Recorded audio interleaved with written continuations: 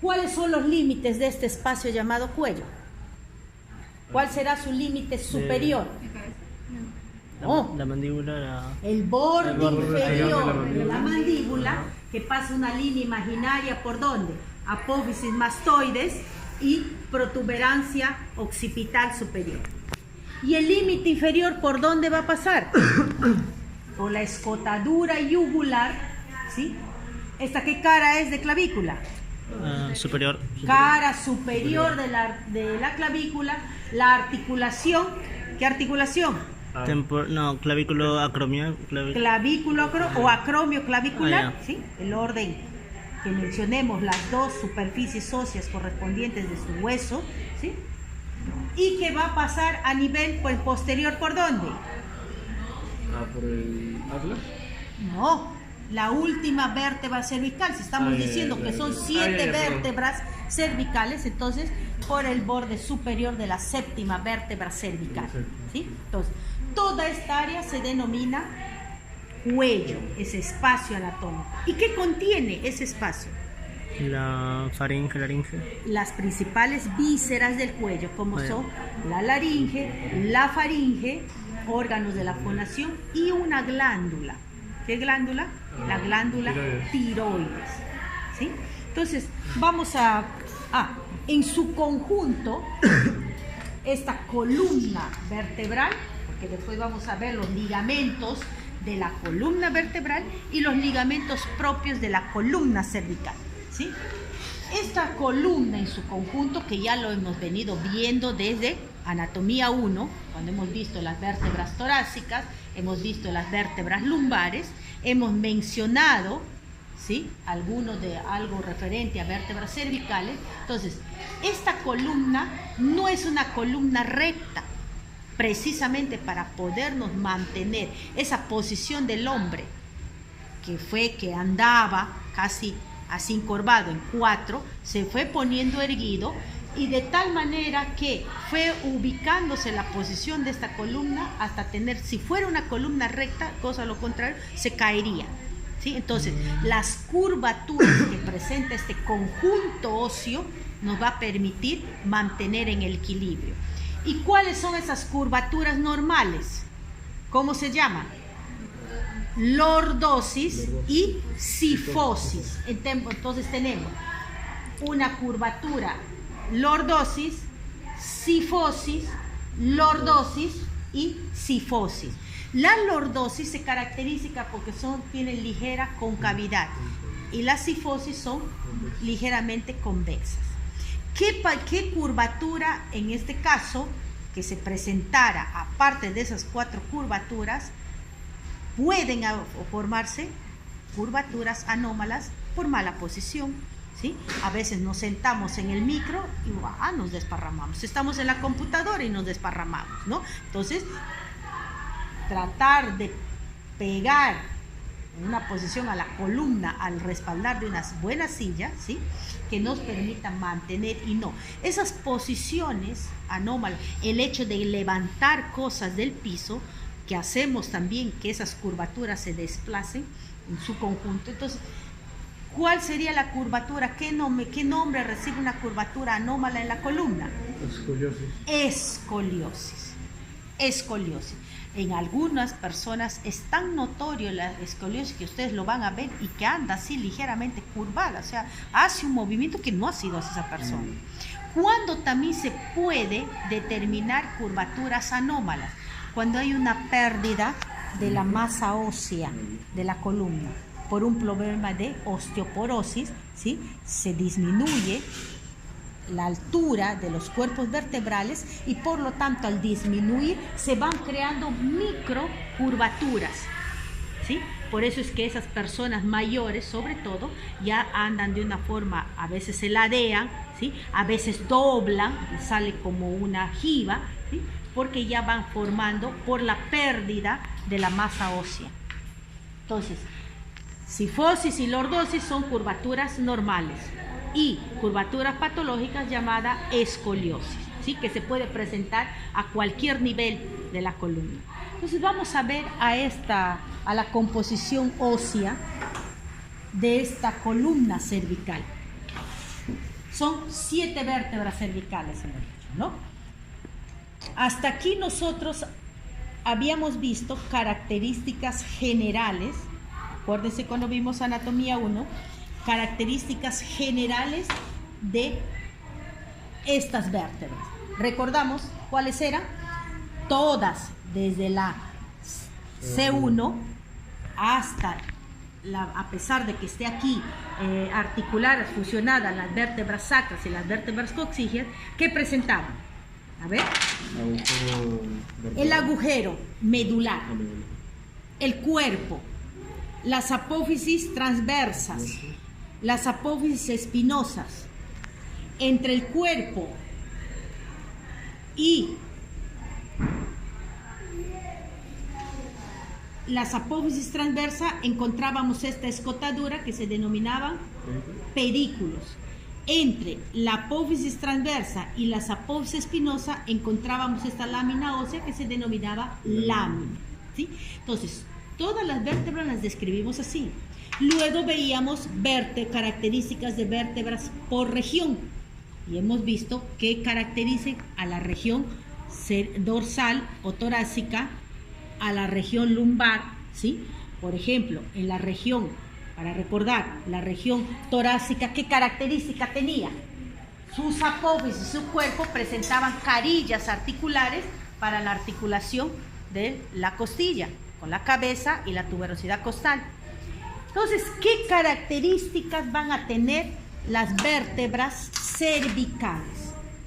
Sus apófisis espinosa está bifurcada, también se le denomina bilobulada, ¿sí? Miren, se divide. Vamos a dar vuelta aquí que tenemos, porque no hay.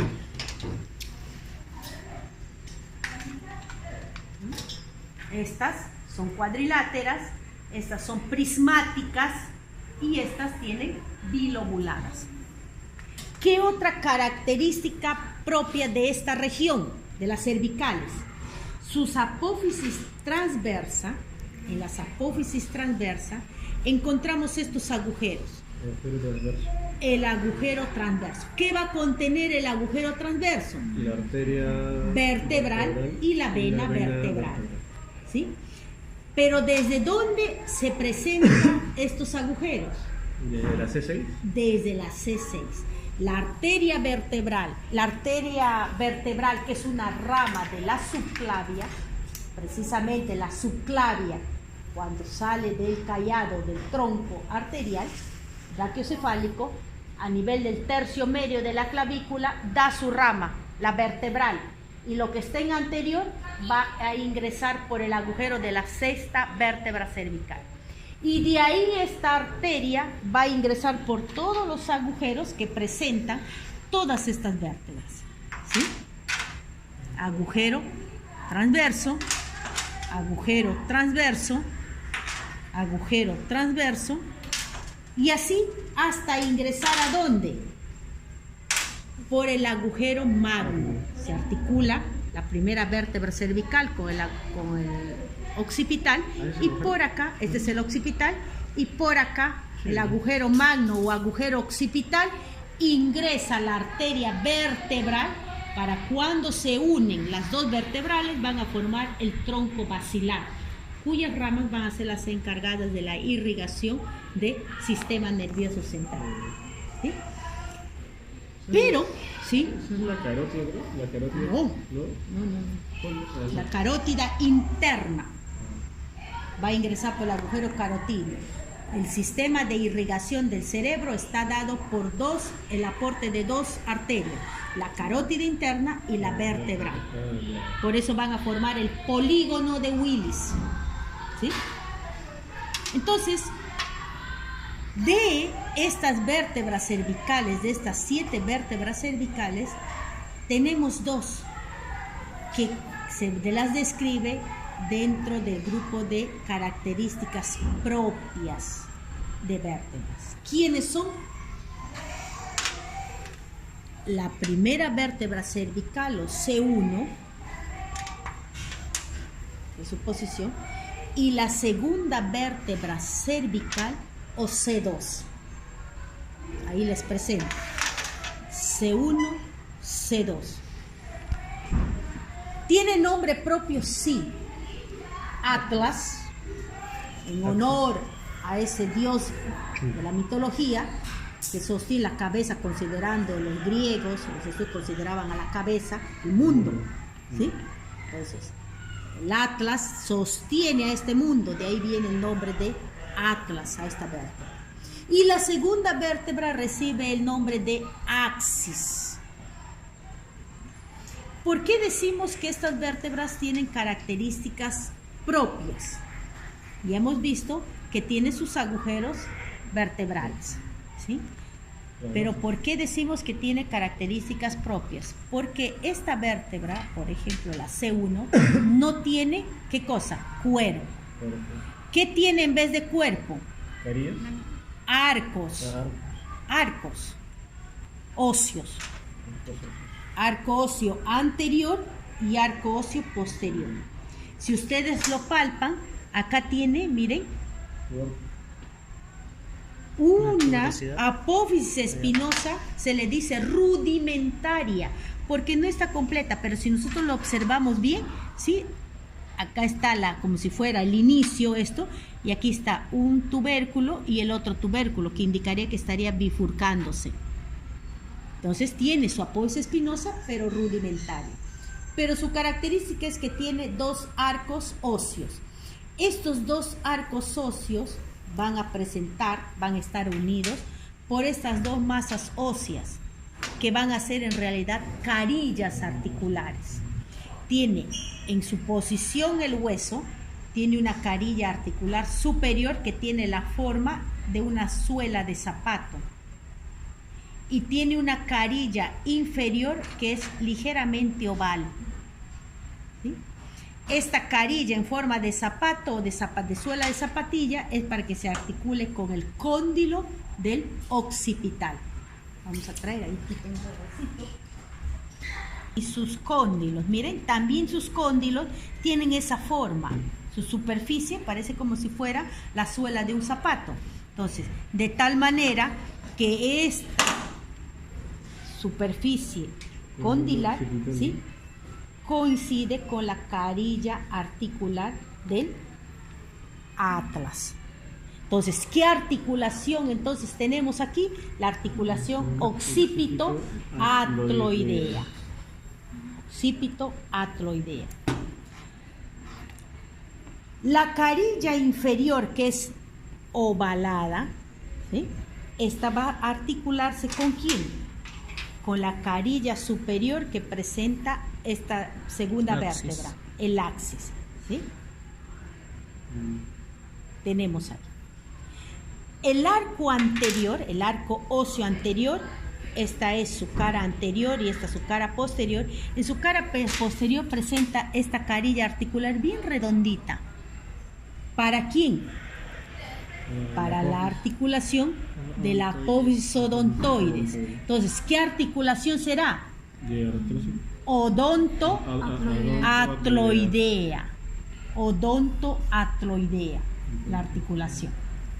Porque también hay una articulación ¿de qué?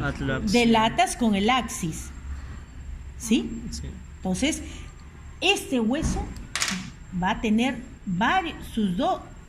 ¿cuántos puntos de articulación? 2 aquí y 1 acá. 3 puntos de articulación. Entonces, por eso es que cuando estudiamos ligamentos de la columna cervical, vemos específicamente el llamado ligamento cruciforme, que va a fijar, ¿sí?, cuáles son las partes de una articulación, los ligamentos. Entonces, para que esta articulación no se esté desplazando y no pueda moverse, va a tener que estar fija por un conjunto de ligamentos que nosotros lo vamos a conocer con el nombre de los ligamentos cruciformes, que aquí lo ven acá. Vamos a traer aquí una maquetita.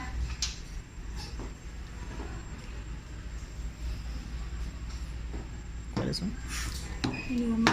Acá justo antes se les pedía a los alumnos que hicieran todo esto, son herencias que han dejado. Miren, la fijación de la articulación atloido, ¿sí?, odontoideo, va a estar fija esta articulación por este conjunto de ligamentos que se llaman los ligamentos cruciformes, ¿sí? Que son un conjunto de ligamentos que después los vamos a mencionar cuáles son. Vamos a ver.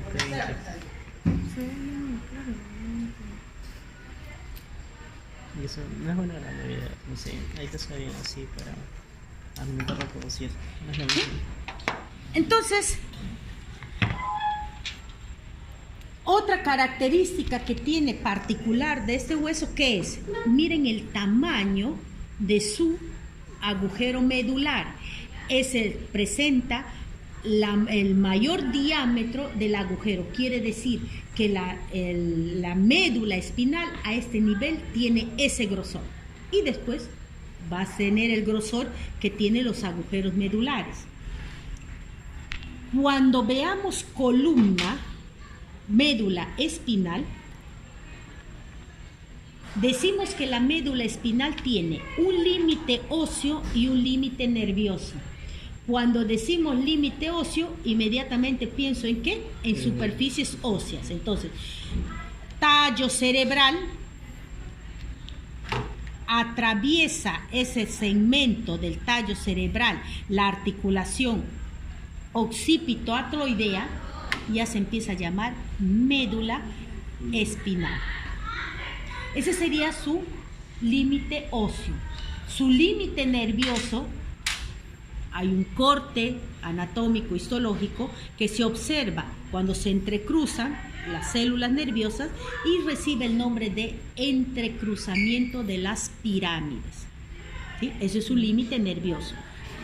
Cuando en medicina se lleva cortes, entonces se menciona el entrecruzamiento de las pirámides. Por eso se dice que la parte derecha, lo que es nervioso de derecho, controla todos los movimientos izquierdos. La parte izquierda, nervioso, controla todo lo que es movimientos derechos. Prueba de ello, ¿qué es? Cuando una persona, ustedes le observan con una parálisis del miembro derecho, que entonces parte del lóbulo ha sido afectado, el izquierdo, ¿sí? El izquierdo. Entonces, debido a eso, al entrecruzamiento de esa porción nerviosa, están viniendo los filetes nerviosos, ¿bien? Y a nivel, para cambiarse a médula, se entrecruzan. Por eso recibe el nombre de entrecruzamiento de las pirámides. ¿No ¿sí? se puede considerar como una patología? No, eso es normal. Así ¿No? tiene que. Sí, eso es normal. No, eso es normal. O sea, por eso es cada área, porque es controlada. Cuando veamos a nervio óptico, se cruza el nervio óptico. El nervio óptico, el par óptico, el lado derecho sale por el agujero izquierdo. El izquierdo sale por el agujero derecho. Y ese entrecruzamiento de esos nervios se llama quiasma óptico. Entonces, cuando hay una lesión, un tumor en base de cráneo y el tumor hace que crezca y protruya el globo ocular derecho, ¿qué nervio está afectado? Entonces, ¿dónde está el izquierdo? ¿Sí? Entonces, el tumor está en el izquierdo. ¿Estamos? Vale. Con respecto a la otra vértebra, ¿sí? Esta sí es una vértebra casi, digamos, del grupo de la descripción, porque ya tiene un cuerpo, ¿sí? Todas las vértebras hemos dicho que tienen cuerpo. Entonces, esta casi ya tiene un cuerpo. Pero, ¿qué le hace característico? Ya tiene su cuerpo, tiene sus pedículos, tiene su apófisis espinosa, su apófisis transversa, su lámina, que este cuerpo es un cubo. Tiene una cara anterior, una cara posterior, una cara superior, una cara inferior y las caras laterales, de donde salen las carillas articulares. Es un cubo, ¿sí? Cara anterior, cara posterior, cara superior, cara inferior y las caras laterales. ¿Qué sucede en la cara superior? Está saliendo esta eminencia ósea. Y desde que vemos anatomía, todo hueso que sale recibe el nombre de espina o de apófisis. Apófisis coracoides, ¿sí? Esto es la apófisis odontoides. ¿Por qué le llama? Es un hueso que sale. La forma de apófisis. diente. ¿Por qué se les llama odontoides? La Porque forma- tienen la forma de un dientecito. Dicen que de un premolar, si lo ven así, tiene la forma de un premolar. Algunos dicen la forma de un canino. ¿Sí? ¿Hace más caninos? Sí. ¿Estamos? Entonces, pero ¿por qué le dicen premolar? Porque tiene una cúspide superior y una cúspide inferior. ¿Mm? Entonces, se va a articular con este hueso, con el atlas, donde en su arco anterior, en su carilla posterior. Entonces, esto es con referente a la columna cervical. No tenemos el hueso ioides, pero tenemos que conocer a este hueso ioides, ya les debe haber hablado en teoría, porque después cuando vemos a los músculos del cuello, los de la región anterior, los llamados supra e infraioideos, tenemos que conocer la forma, dónde está su cuerpo, cuáles son las astas mayores, cuáles son sus astas menores de este hueso, ¿sí? Entonces, esto es con referente a columna cervical, con referente a las vértebras cervicales, reconocimiento. Vamos a ver ahora el conjunto de ligamentos que va a ser posible que, ¿qué cosa? Como este es un conjunto de huesos que están articulados entre sí, necesitamos ligamentos que lo fijen. Como parte, ya sabemos, la cápsula articular, el disco, la articulación de los cuerpos entre sí, ¿qué tiene de por medio? Disco intervertebral. El disco inter... ¿De qué tipo es ese disco? Fibrocartilaginoso. Y como tiene un centro y una periferia, ¿sí? Se le llama disco. Porque tiene una periferia, una porción periférica que va desde la parte más interna hacia afuera. Cuando este elemento cartilaginoso, fibrocartilaginoso, se desplaza, ¿qué patología es? Hernia de disco. Pero también esa hernia de disco, como consecuencia, ¿qué va a pasar? Dependiendo hacia dónde se desplaza. Si se desplaza hacia anterior, presión. Si se desplaza hacia posterior, ¿qué va a pasar? ¿Va a presionar los nervios? ¿Qué va a pasar? ¿Cómo se llama este espacio que está pintado con azul? ¿Se acuerdan? Los pedículos se llamaban una vértebra individual, pero cuando está articulado este espacio, ¿cómo se llamaba? Agujero de conjunción, viene de la palabra conjunto.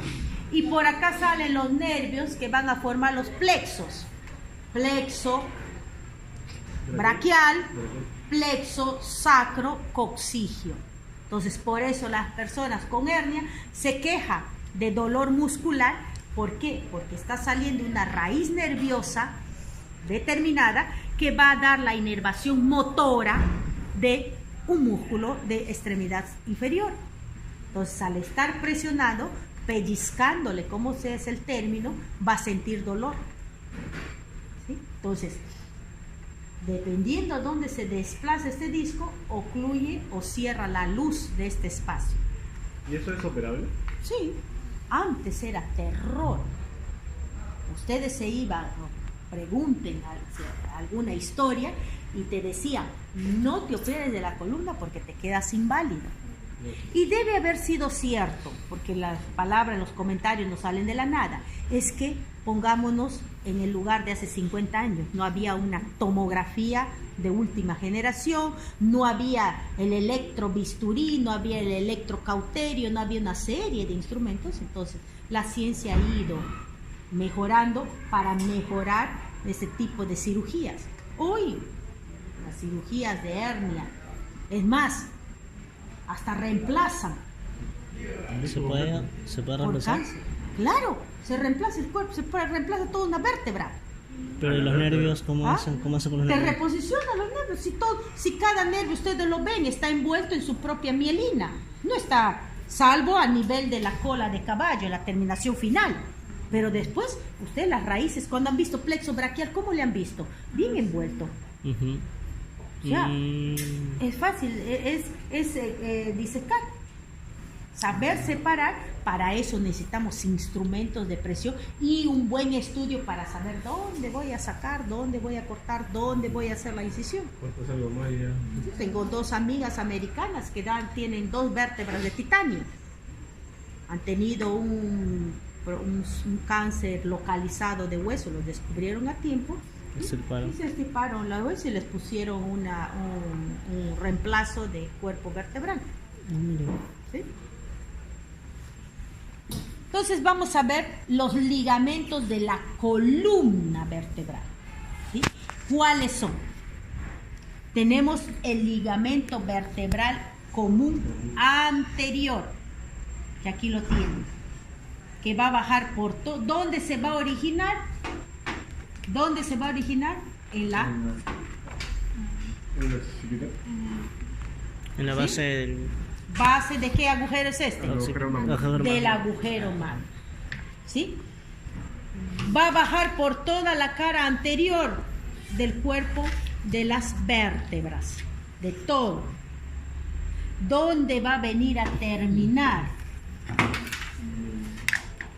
A nivel del promontorio, cara anterior del hueso sacro, ¿sí? Promontorio es esto, y se alarga un poquito más. Hasta aquí termina el ligamento vertebral común anterior. El ligamento vertebral común posterior, que lo están viendo aquí, este se va a originar en el canal basilar. ¿Ve? Acá lo tienen, viene de más adentro. Mientras uno está en el borde, el otro está sobre el canal. ¿Dónde termina? En el conducto medular interno de esta porción del sacro. Ahí termina el ligamento vertebral común posterior. Después tenemos otro conjunto de ligamentos que van a ser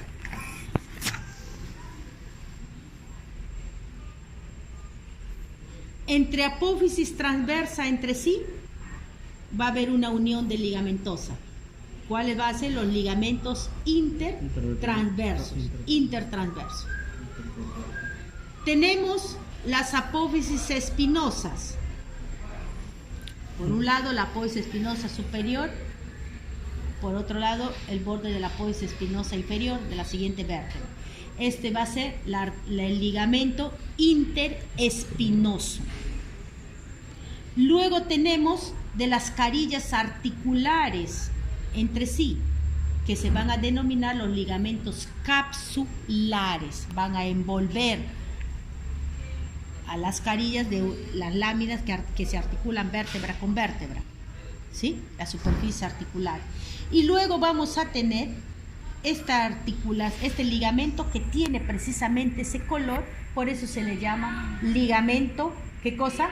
Ligamento amarillo, que nos va a unir, ¿qué cosa? Las láminas vertebrales entre sí, o sea, este espacio. Y por último, tenemos un ligamento que algunos hacen una diferenciación en su porción inicial hasta la séptima vértebra cervical y lo llaman ligamento nucal. Y está aquí, ¿sí? Línea curva occipital hasta la séptima vértebra cervical. Este en algunas personas es bien notorio, ¿sí? Por eso le llaman ligamento nucal. Pero en realidad el ligamento nucal es parte de un ligamento que se va a bajar por todas las apófisis espinosas. ¿Cuál es? El ligamento supraespinoso. Este es interespinoso, entre apófisis espinosas entre sí. Este es el ligamento intertransverso, ¿sí? Pero este es el ligamento supraespinoso, que baja desde la línea curva occipital superior hasta la séptima vértebra cervical. En su conjunto es el ligamento supraespinoso que va a venir a terminar, ¿dónde? En las crestas anteriores, ¿sí? ¿De qué hueso? Del hueso sacro. Pero estas crestas anteriores, ¿qué vendrían a ser? Las apófisis espinosas, miren. Claro que está fusionado. Acá no se llama apófisis espinosa. Como está soldado el hueso, está fusionado las apófisis espinosas, todo esto recibe el nombre de cresta anterior del sacro. Acá viene a terminar. Cresta anterior del sacro. Y si alguien por ahí, algún médico les pregunta, usted es odontólogo, usted debe saber. ¿Y qué es la cresta anterior del sacro? Son las apófisis espinosas soldadas de las vértebras sacras. Simplemente que aquí no les llamo, acá porque están individualizadas, las llamo apófisis espinosa. ¿Sí? Pero acá, cresta sacra anterior y adentro, hacia adentro, cresta sacra posterior. Entonces ahí viene a terminar este ligamento que se inicia en la línea curva occipital superior. Hasta la séptima vértebra cervical se le conoce como ligamento nucal. Pues de ahí todo como ligamento supraespinoso. Entonces, esos son los ligamentos de la columna vertebral. ¿Sí? Vamos a ver aquí. ¿Quién es esta? La arteria vertebral. ¿Sí? Y aquí vamos a ver un conjunto de ligamentos.